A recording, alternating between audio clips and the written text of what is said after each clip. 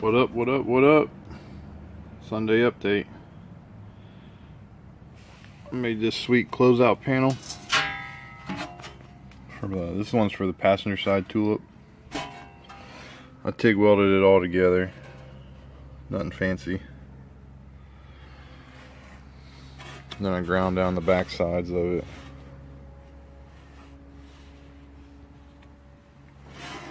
Cleco's all in there.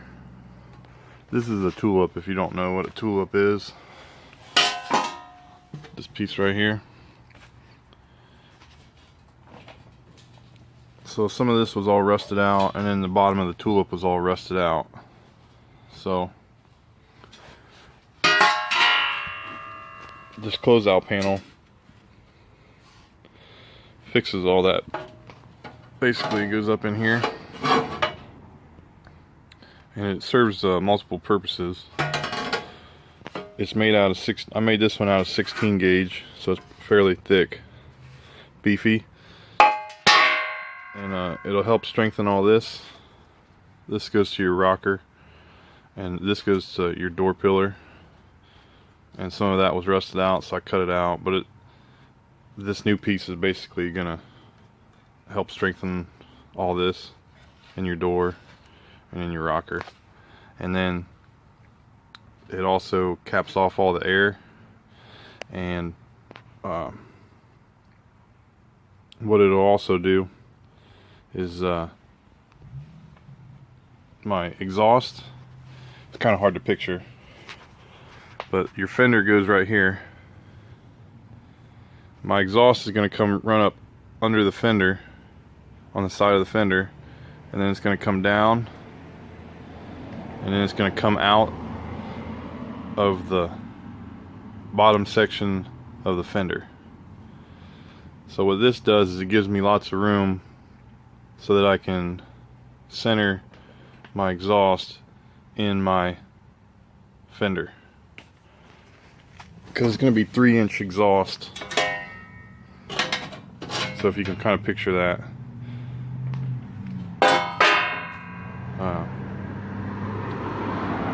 Give me 1 second. I'll put you on the tripod and I'll put it in for you, and it'll give you a better idea of what it's going to look like.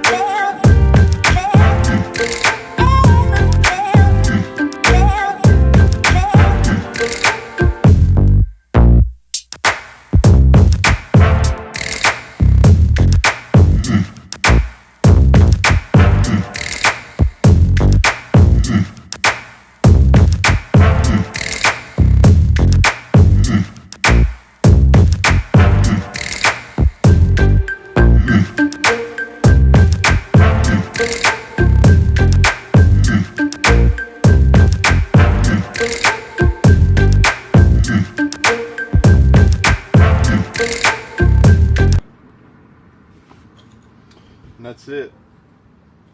Basically, the exhaust will come along the side of the fender, shoot down,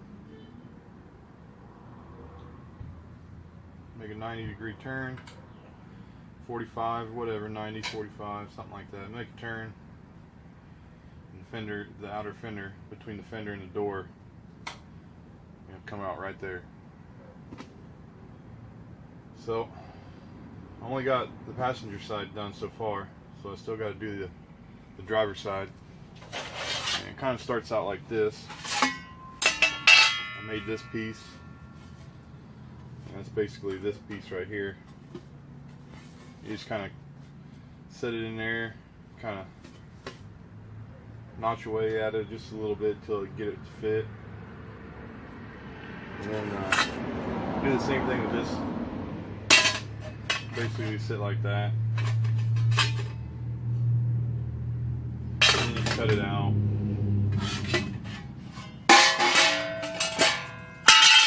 Not too difficult. And then this right here will get MIG welded, ground down flush, and then it'll get plug welds all along the outside, all along on the inside on this part section right here. And then once it's all done, it'll probably get a little bit of heat barrier, keep the heat down a little bit, and that's that. The only other thing, well, no, I got the frame welded. I started welding the factory seams on the front subframe here, and I made the top piece for the cowl. I'll show you that real quick.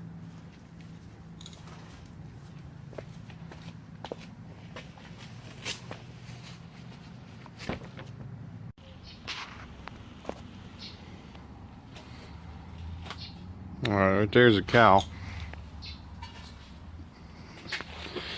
I made this top section kind of match this bottom section.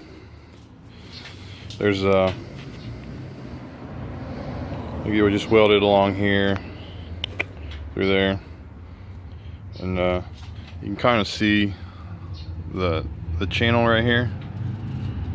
So it's just like a 90-degree piece that I bent to fit in here. I think I got a couple pictures. If I do, I'll insert them right here.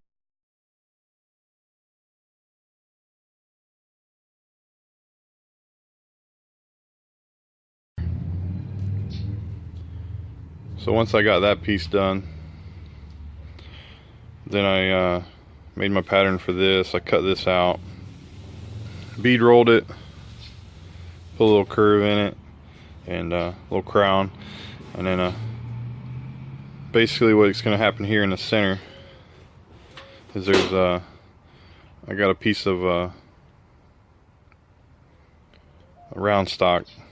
There'll be a piece of round stock that gets welded to this piece on the edge, and one that gets welded to the edge of this piece on the edge. And then I'll weld them together. And this is actually 024, or no, 24 gauge. This is 24 gauge sheet metal, so it's like super thin. So what I might end up doing is just plug welding it along the top with a bunch of plug welds, plug welding it along the front here where there's a bunch, where it won't warp, welding it along here because the bead roll will help keep it from warping. That's really why I put the bead rolls in there, to help keep the sheet metal from warping. And then what I'll probably do is put a bunch of little tacks along it right here, and then probably just use some panel bond, because if I try to weld all this up, that's gonna warp. It's gonna warp all this stuff like a lot because it's 24 gauge, super thin. So I'll just tack it, put a bunch of tacks all along it. It's not structural, it's just basically a closeout panel. And that panel bond's pretty strong too. Don't think that stuff's not very strong. It's super strong. And I made this other panel. I don't think I had that in my last one. This is that other rusty piece. So it's got a master cylinder cut out and my steering wheel cut out, and it's just bent like along a 45-degree angle or so, or close to it. Show you the inside. So it'll just get welded along this seam right here, and then the new floorboards that I got, they come up, I don't know how high they come up exactly, maybe somewhere around here. So this will get cut off. All this will basically get retrimmed when I go put the new floors in there. So this rot right here is not going to stay. It's all going to go away. And even if the floors don't go up this high, I'll make a couple patch pieces to weld in wherever it needs it. But up here is still pretty good. It's all solid. And that's that. I mean, that's about as much as I got done. This side's cut out, so I just got to make the piece for this side, and then once I get that done, I think I'm gonna go ahead and do the roof, because once I get the roof done, then I'll probably jump to the outer rockers. I got some patch panels for the outer rockers. I'll knock that out, and then I'm going to drop the body an inch. I'm basically going to take these bushings out, drop this all the way down to the mount, and weld it up. I'll have to notch it right here, put a little notch in there, drop the body, and that'll give me, you know, an inch, a little inch lower, make it look even that much cooler. I got 2-inch drop spindles with an inch body drop, and then, well, it's not quite an inch, it's probably 3/4 of an inch. So that's 2 3/4 of an inch drop. Plus I got coilovers, so I can go even a little farther if I want. And then